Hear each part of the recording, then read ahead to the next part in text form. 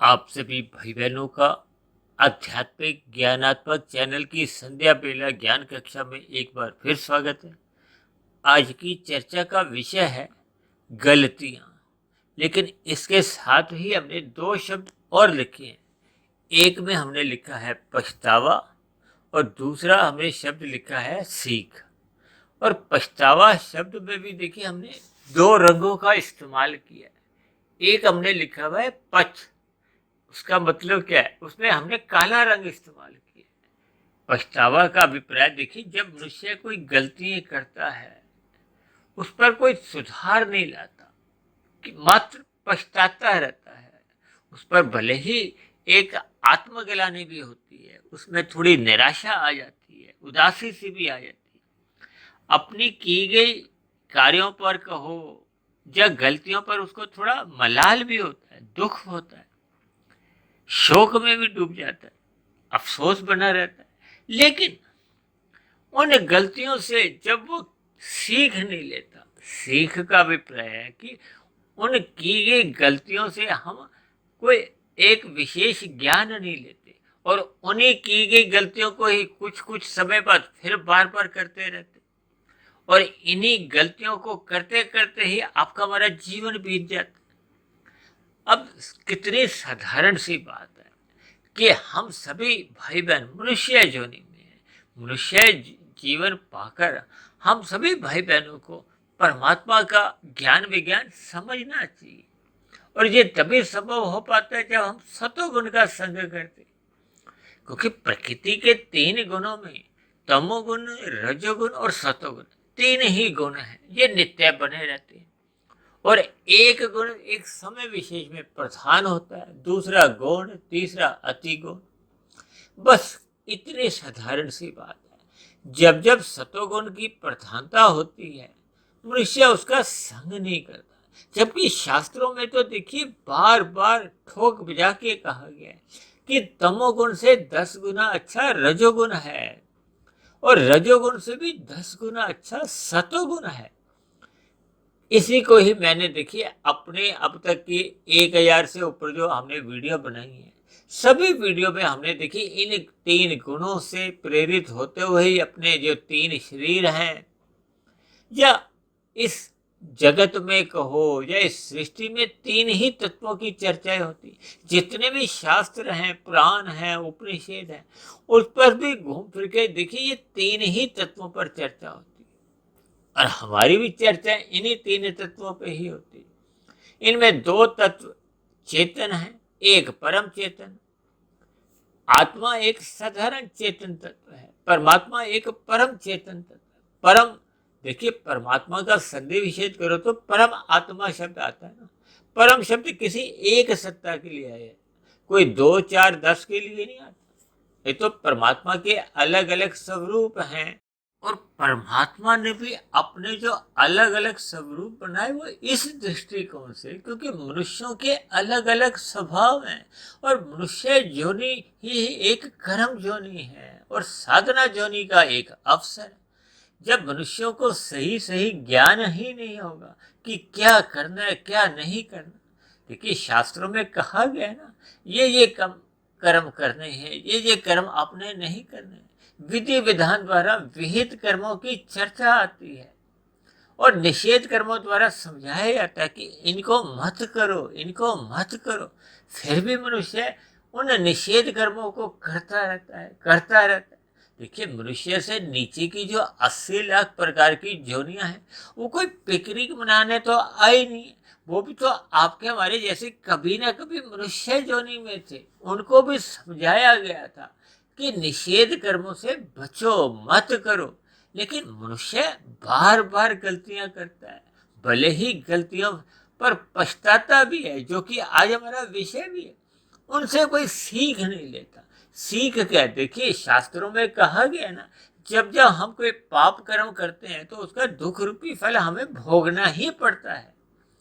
इस बात से हम बच नहीं सकते। कर्मफल सिद्धांत ठोक बजा के इस बात की घोषणा करता है। देखिए सिद्धांत का तो अभिप्राय ये है कि वो सिद्ध हो चुका है किसी भी काल में, सतयुग हो, त्रेता हो, द्वापर हो, कलयुग हो, जब जब मनुष्य जो जो कर्म करता है, जैसे जैसे वो अपने जीवन में तीर छोड़ देता है, जब प्रकृति रूपी भूमि में जैसे जैसे वो बीज बो देता है, उनका एक समय विशेष के बाद फल आना निश्चित है।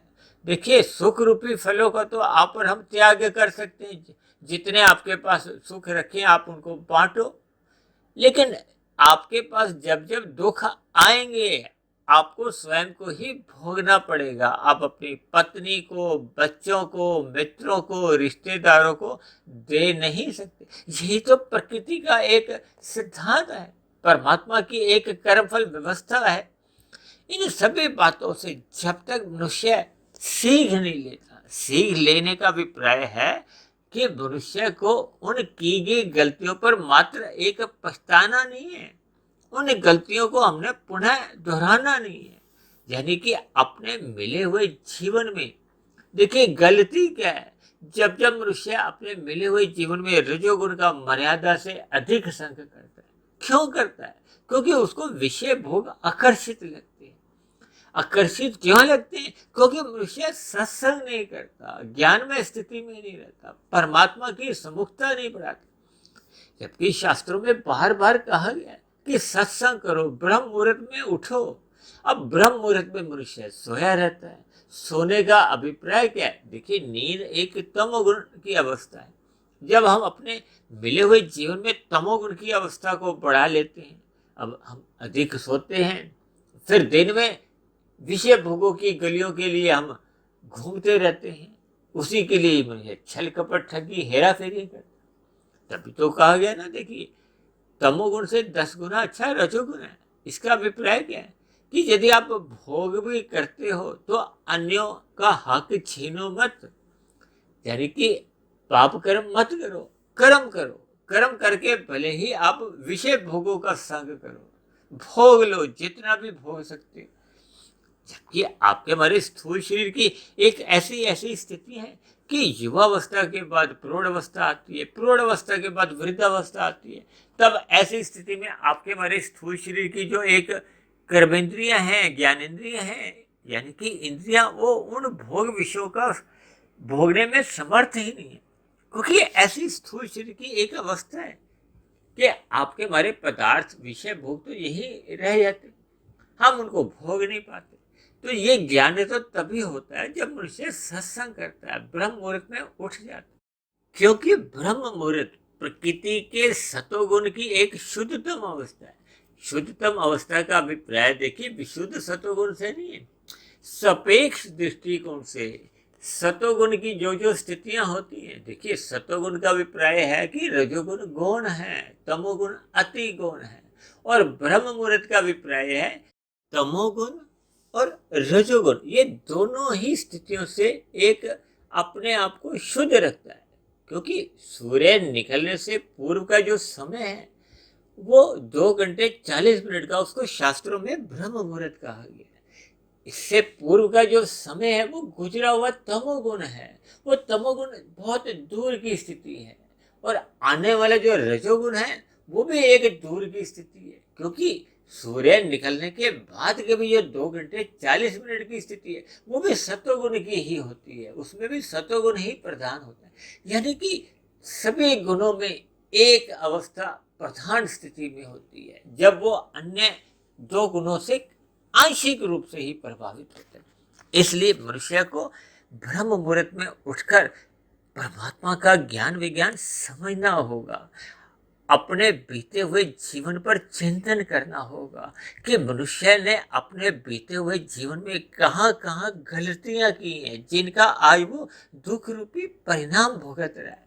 इन सभी बातों पर जब जब मनुष्य सकारात्मक रूप से एक चिंतन करता है, चिंतन करते करते देखिए ये सतोगुण का प्रभाव कहो, परमात्मा की एक आशीर्वाद कहो कि हमें अपने आप ही कुछ प्रेरणाएं मिलती हैं कि हम अपने मिले हुए जीवन में उन्नति करें। उन्नति का अभिप्राय देखिए आध्यात्मिक उन्नति से होती है। देखिए भौतिक उन्नति तो मरने के साथ ही समाप्त समझी जाती है। अब मनुष्य की समझदारी कहो या सीख कहो तो इसी बात में है कि हम मिले हुए जीवन का लाभ कमाएं। मनुष्य जीवन का लाभ क्या है कि हम सतोगुण का अधिक संग करते हुए अपने कारण शरीर में जो अज्ञानता के संस्कार हैं उनको हम क्रमशः दग्ध बीज करें और शुभ संस्कार बनाएं। या दूसरे सरल शब्दों में आप यूं भी कह सकते हो कि पूर्व की योनियों में जो हम विषय भोगों का अधिक हमने भोग किया था उसके कारण अब आपके हमारा कारण शरीर में जो बिगाड़ आया था, अज्ञानता आई थी, यानी कि तमोगुण और रजोगुण की जो एक मल रूपी आवरण के कारण आपकी हमारी आत्मा का ज्ञान आवरण हो गया था, आवृत हो गया था, ढक गया था, जिसके फलस्वरूप परमात्मा की सम्मुखता से हम विमुख हो गए। अब जैसे जैसे ये तमोगुण और रजोगुण का मल रूपी जो एक आवरण है ये हट जाएगा। अब उदाहरण के लिए देखिए, हम सब नहा धो के जब अपने बाल संवारते हैं, जब पहने हुए कपड़ों को थोड़ा संवारते हैं, तो हम शीशे में क्या देखते हैं? अपनी शक्ल सूरत देखते हैं। फिर अपने शक्ल सूरत पे जो जो हमने सुधार करना होता है कपड़ों में हम करते हैं। लेकिन ये तभी हम देख पाते हैं ना, शीशे पे किसी भी प्रकार की कोई धूल मिट्टी नहीं हो, गंदा नहीं हो। अगर गंदा होता है तो हम उसको साफ करते हैं। साफ होने पे तो आपको हमें अपना शक्ल सूरत पहने हुए कपड़े नजर आते। इसी तरह आत्मा सभी के ही ज्ञान स्वरूप है। ये तो तमोगुण और रजोगुण के जब हम अधिक भोग कर जाते हैं तो इन्हीं के ही जो मल रूपी आवरण आपके हमारे आत्मा के ज्ञान को ढक देते हैं। आत्मा आवृत हो जाती है। जब ये आत्मा का अधिक अनुपात आवृत हो जाता है तो फिर हम प्रकृति के विषय भोगों के सम्मुख हो जाते हैं और परमात्मा से विमुख हो जाते हैं। कितनी साधारण सी बात है। अब ये विमुखता को हमने सम्मुखता में बदलना है, यानी कि परमात्मा के सम्मुख होना है। तो कैसे होंगे? जब हम सत्वगुण का अधिक संग करेंगे, ब्रह्म मुहूर्त में उठने का अपना स्वभाव बना लेंगे, संस्कार जगा लेंगे।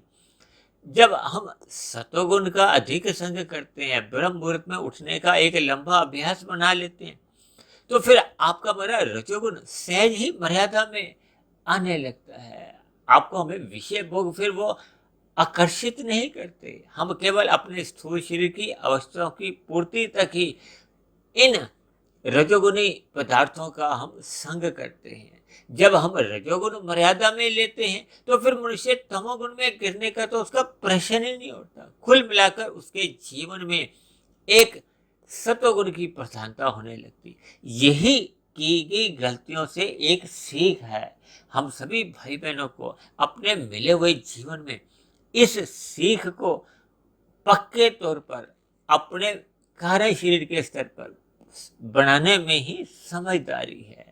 यानी कि मिले हुए जीवन में हमें आध्यात्मिक उन्नति करनी है, क्योंकि की गई आध्यात्मिक उन्नति मरने के बाद भी सुरक्षित बनी रहती है, जबकि भौतिक उन्नति भले ही हम धर्मानुसार भी करते हैं तब भी ये भौतिक उन्नति मरने के बाद समाप्त समझी जाती है। हम अपने जीवन में देखिए कितने ही ऐसे लोगों की मृत्यु देख चुके हैं जिन्होंने कितनी ही भौतिक उन्नति की, लेकिन मरने के बाद तो देखिए यही रह जाती है, समाप्त समझी जाती है। इन सभी बातों पर हमें सकारात्मक भाव से चिंतन करना चाहिए, ताकि आज की जो गलतियां, पछतावा और सीख है, इसमें हमने देखिए सीख को ही अपने जीवन में अधिक महत्व देना है। अब मुझे एक बात और याद आ गई।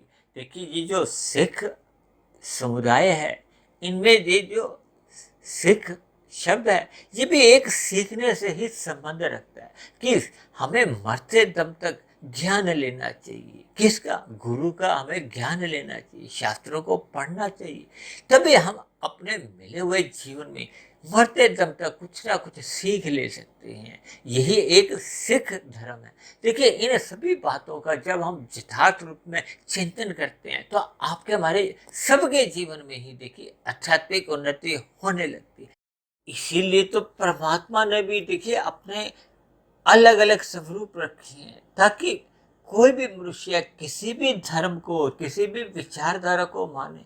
क्योंकि हम मूल रूप से तो देखिए मनुष्य हैं, यानी हम किसी भी प्रकार से परमात्मा के सम्मुख हो, ताकि हम सभी मनुष्यों का, चाहे हम किसी भी धर्म को माने, हमारा मिला हुआ जीवन सफल हो, सार्थक हो, यानी कि हम अपने मिले हुए जीवन में गलतियों को दोहराएं नहीं, उनसे सीख लेते हुए अपने जीवन को सफल बनाएं। सफलता क्या है कि हम परमात्मा की सम्मुखता बढ़ाते जाएं।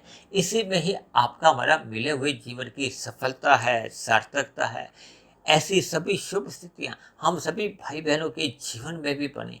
इन्हीं शुभ कामनाओं के साथ आज की चर्चा विशेष को अब हम यही विश्राम देते हैं। कल सुबह पुनः मिलते हैं ब्रह्म मुहूर्त उपदेश ज्ञान कक्षा में। तब तक अपने आध्यात्मिक मित्र सुधीर भाटिया फकीर को इजाजत दें।